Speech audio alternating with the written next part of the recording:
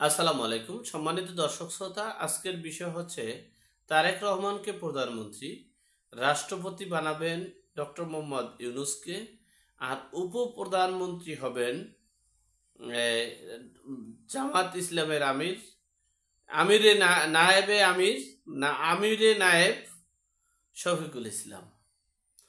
এই জামাতের আমির শফিকুল ইসলামকে উপপ্রধানমন্ত্রী করার প্রস্তাব দিয়ে এখন সেই প্ল্যান নিয়ে মাঠে নামছে।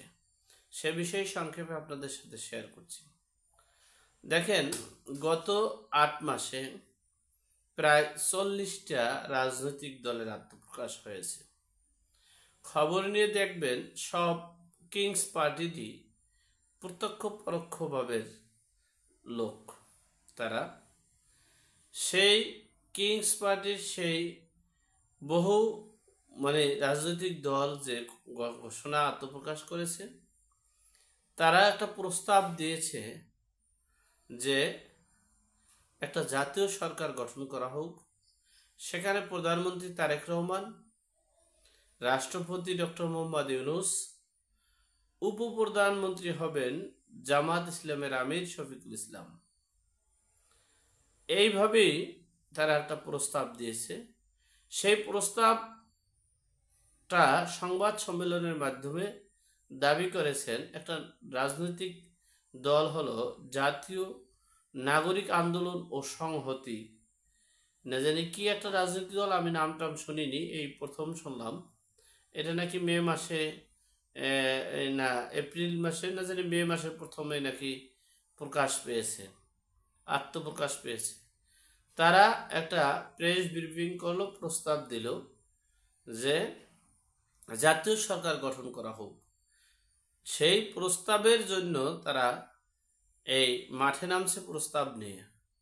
আসলে জাতীয় সরকার গঠনের পক্ষে এটা একমাত্র এনসিপি কিংস পার্টি, তারা বলছে আনুপাতিক হারে জাতীয় সরকার গঠন করা হোক। আবার দেখেন, এরপরে হচ্ছে এই নুরুল হক নুরু চেয়েছেন জাতীয় সরকার গঠন। বিএনপি মাঝে মধ্যে চায়, মাঝে মধ্যে চায় না। এখন প্রস্তাব দিয়েছে এই জাতীয় সরকার গঠন কিভাবে হবে সেই মেটিকুলাস ডিজাইনটা, মেটিকুলাস পদ্ধতিটা দেখিয়ে দিয়েছে, বলছে। এখন বিষয়টা হচ্ছে বাংলাদেশের জাতীয় সরকার যদি করতে যায় তাহলে নানান সমস্যার সম্মুখীন হবে। একটা অনির্বাচিত সরকার 90 দিনের বেশি থাকতে পারে না, সেটা অন্তর্বর্তীকালীন সরকার হোক, জাতীয় সরকার হোক, আর তত্ত্বাবধায়ক সরকার হোক। যদি এই 1971 সালের স্বাধীনের পরে যে বাংলাদেশের মানচিত্রের এই লাল সবুজের পতাকার যে সংবিধান আছে, সেই সংবিধান আমরা মানি। যাই হোক, এখন এই প্রস্তাব যদি বিএনপি, আমার মনে হচ্ছে না বিএনপি এই প্রস্তাব মেনে নেবে।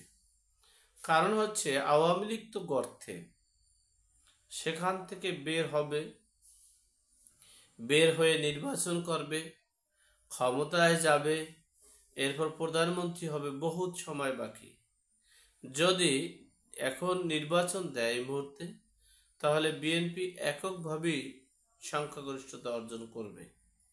সেক্ষেত্রে বিএনপি এই অন্তর্বর্তীকালীন সরকারের প্রধান উপদেষ্টাকে রাষ্ট্রপতি করে সংখ্যানুপাতিকভাবে জাতীয় সরকার গঠনের পক্ষে প্রথমেই ছিল না, এখনো থাকবে না। তাহলে দেখা গেছে আবার তারা হয়তোবা একটা অংশ আছে এই জাতীয় সরকারের পক্ষে। সেটা হচ্ছে, যদিও জাতীয় সরকারের পক্ষে থাকে তাহলে দ্রুত তারেক রহমান বাংলাদেশে চলে আসতে পারে, বাংলাদেশের স্থায়িত্ব হতে পারে, কিন্তু সেটা কতদিন টিকবে, কতদিন থাকতে পারবে, কতদিন হবে কি হবে না, সেটা ভিন্ন বিষয়। অপরদিকে যদি জাতীয় সরকারের প্রস্তাব, যদি জাতীয় সরকার না করে, তাহলে অন্তর্বর্তীকালীন সরকারের সকল রাজনৈতিক দলের চাপের মুখে নির্বাচন দিতে হবে। আর নির্বাচন যদি দেয়, সেখানে যদি আওয়ামী লীগ নির্বাচন করার সুযোগ পায়, তাহলে সঠিক যদি ভোট হয় তাহলে আওয়ামী লীগ সংখ্যাগরিষ্ঠতা অর্জন করে প্রধানমন্ত্রী আবার ক্ষমতায় যাবে। আর যদি নির্বাচন দিতে না পারে, তাহলে যদি নির্বাচন না দেয় আর যদি আওয়ামী লীগকে যদি মাঠে নামতে না দেয়, আওয়ামী লীগের ভোটারকে যদি বলে তো ভোট দেওয়া হয়ে গেছে, তাহলে তো ভিন্ন বিষয়। কারণ বাংলাদেশের এই কালচার, যিনি মাইক ভাড়া দিতে পারেন নাই, দুপুরে খেতে পারেন নাই, তিনি 150 টাকার কম্বল বিতরণ করেছেন হেলিকপ্টারে।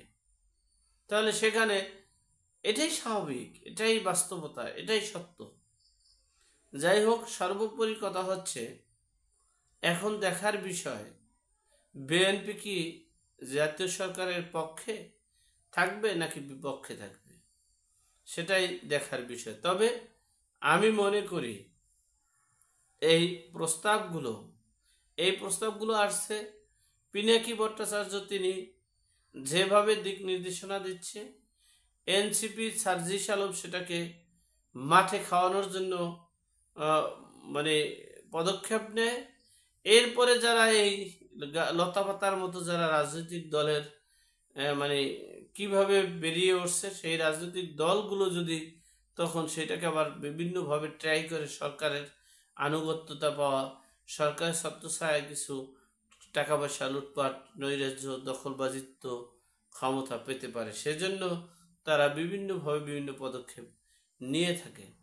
যাই হোক, এখন দেখার বিষয় বিএনপি কি সেই পথে হাঁটবে নাকি নির্বাচনের পরিবেশে নির্বাচন করবে, সেটাই এখন দেখার বিষয়। আল্লাহ আমাদের সকলকে সঠিক জ্ঞান দান করার তৌফিক দান করুক। আমিন। আসসালামু আলাইকুম।